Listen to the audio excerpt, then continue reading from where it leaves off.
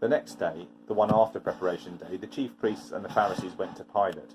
"Sir," they said, "we remember that while he was still alive, that deceiver said, 'After 3 days I will rise again.' So give the order for the tomb to be made secure until the 3rd day. Otherwise his disciples may come and steal the body and tell the people that he's been raised from the dead. This last deception will be worse than the first." "Take a guard," Pilate answered. "Go make the tomb as secure as you know how." So they went and made the tomb secure by putting a seal on the stone and posting the guard. The day that Jesus lay in the grave is one that we know very little about. Jesus, we understand, had descended into death, but that enormous truth is not described so much in the Gospel stories. What do we know then from them about Easter Saturday? Well, we know that it was the Sabbath, so the Jewish people were not out and about much. The Gospels record that the women did not go looking for spices to anoint Jesus' body until after the Sabbath. He had already been buried the night before. We know that no one would go to the tomb again until the next day, the first day of the week. As far as I can see, there is only one incident recorded in the Gospels that happened on what we now call Easter Saturday, and it is this one.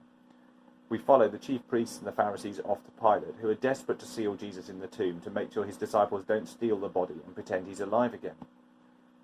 Interesting, isn't it, how determined they are to make sure Jesus stays dead? Actually, they're more than determined. They're desperate. Here we have a group of people who are supposed to hold up the Jewish law above everything else, who criticise Jesus whenever there is even a hint of him breaking it, and they're out and about on the Sabbath, up to no good. They've been sharing all the lockdown reminders going on Facebook, and now there's sunbathing in the park. Pilate, as much for a quiet life as anything, is happy for them to do as they want. You can't really sympathise with the Pharisees, but you can understand them wanting to make the most of what turned out to be their one quiet day. Jesus had been causing trouble, and life had been breaking out everywhere. Not in the temple, not in the places or ways it's supposed to happen, everywhere that Jesus' feet trod. And now finally he's gone, and normal service is resumed. Jesus is just so inconvenient. The gospel is just so inconvenient.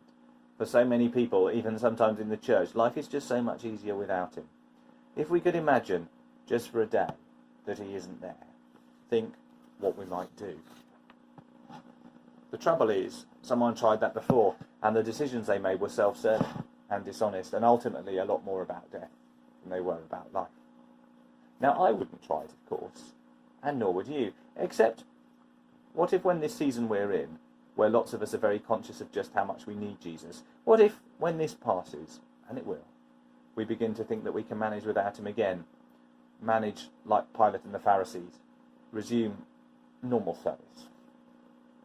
Maybe the reason this day is given so little mention in the Gospels is that life without Jesus is just not how it was ever supposed to be.